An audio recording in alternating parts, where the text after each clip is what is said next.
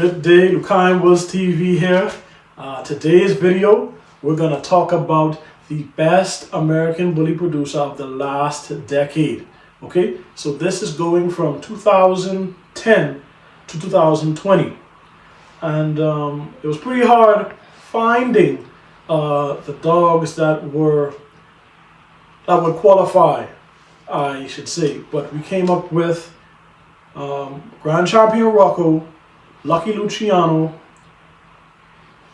Beastro, and Wafflehouse, and they were all born between 2010 and 2020. Okay, so they didn't have to produce dogs within that time frame, but they could be born within that time frame. Okay, and in the first round we have Rocko and Wafflehouse. Okay, and when I did this, I found that the biggest difference between them was the mass. I guess when I compared all the dogs, Rocko had more mass than Beastro and Lucky Luciano, the kids. But just in this matchup between Rocko and Wafflehouse, we know how versatile of a producer Wafflehouse is. He throws, I think he has one XL Grand Champion son right now. A number of standard Grand Champion kids, as well as pockets, as well as numerous champions, over 25 to date.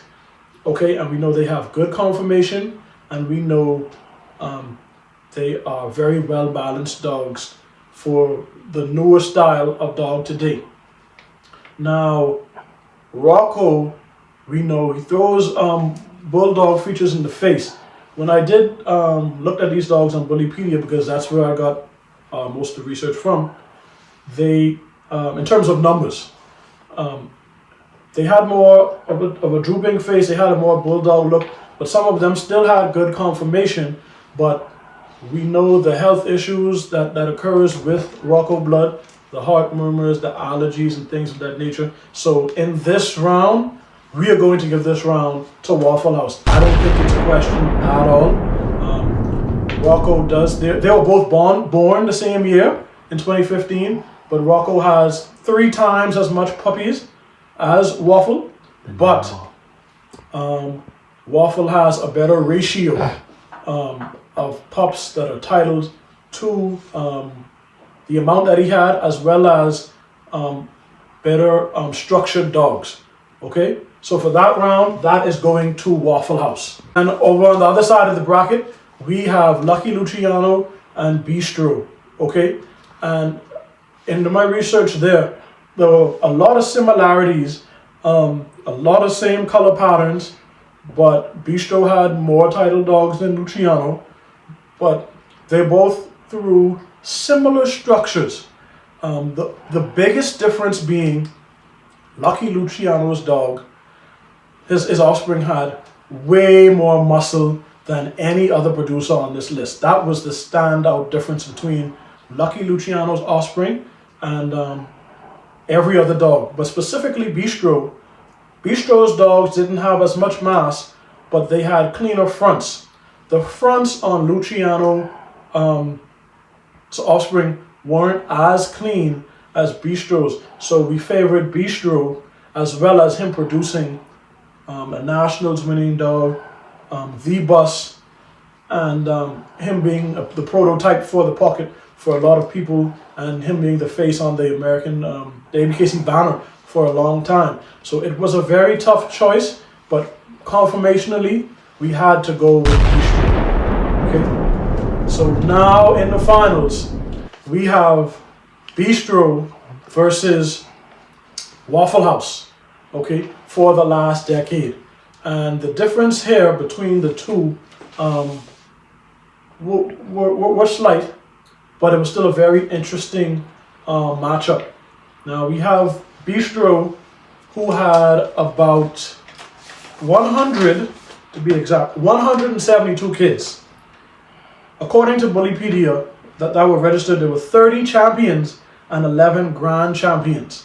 Okay, and like I said, they were very clean, very structurally sound, But the difference with Waffle House was Waffle only had 72 kids, and he has 4 less champions and the same amount of grand champions. And we know the pace Waffle House is on right now to do even more. And because of the versatility with Waffle House, Beastro only threw pockets. I didn't see any standards, but Waffle House threw pockets, standards, and there was one XL, which is his son, which is a grand champion. And so we favored Waffle House for that particular reason.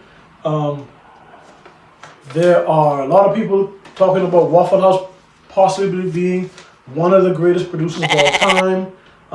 I think he's done a marvelous job. His owner has done a very good job selectively breeding him, and he has also, to me, gives me a lot of that old school feel when I look at Waffle, as you guys have probably heard me say before. But today, the Luciano Bulls breeder producer of the last decade is Waffle House. Okay. Now I want to say, tell me what you think in the videos. If you liked the video, feel free to subscribe, like, and share. But doing this took a lot of research. It was very fun. There were a lot of differences between the 4 producers that I found, and it was very interesting. But I feel like my opinion is an objective one, and I think when you do the research, you would have to agree that Waffle House is the champion. Okay, and that's all we have for you today. Thank you for all that you've done for us on this channel. We appreciate you. Don't forget to share and comment and tell me what you think or who you think is the best. Okay, I just wanted to add as well that Waffle has a 51% rate of his offspring being champion or better. There is no dog doing that right now, and there has been no dog that has done that. I just wanted to put that in there. That was the actual numbers from Bullypedia. So, you know, if you don't believe me, you can go and check it yourself. All right? Video. So that's all. I'll see you next week, guys.